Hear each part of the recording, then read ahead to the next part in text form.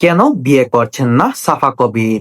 সম্প্রতি কক্সবাজারের মৎস্যকন্যা নাটকের শুটিং শেষ করে ঢাকায় ফিরেছেন এই অভিনেত্রী। ফিরেই শুরু হয়েছে নতুন কাজের ব্যস্ততা। এর পাশাপাশি ঈদ সামনে রেখে প্রস্তুতি নিচ্ছেন এই জনপ্রিয় অভিনেত্রী। সম্প্রতি একটি গণমাধ্যমের এক সাক্ষাৎকারে তার সাময়িক কাজ, ব্যক্তিগত জীবন ও চাও পাওয়া নিয়ে কথা বলেন সাফা কবির। বিশেষ করে বিয়ে, যেই প্রশ্নটি তাকে প্রায়ই শুনতে হয়, সে বিষয়ে খোলামেলা কথা বলেন এই অভিনেত্রী।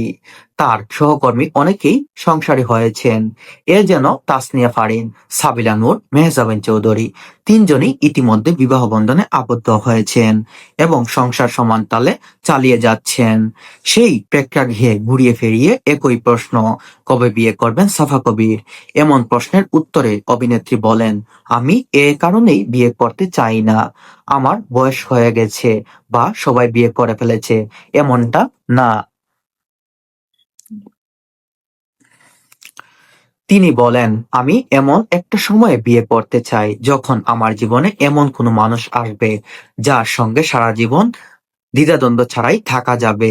মানুষ বলে কয়ে বিয়ে করব না, হুটহাট করে বিয়ে করে কিছুদিনের মধ্যেই সেই বিয়ে ভেঙে যায়, এটা আমি চাই না।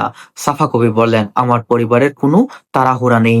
আব্বু আম্মু সব সময় আমাকে নিজের মতোই সিদ্ধান্ত নেওয়ার স্বাধীনতা দিয়েছে।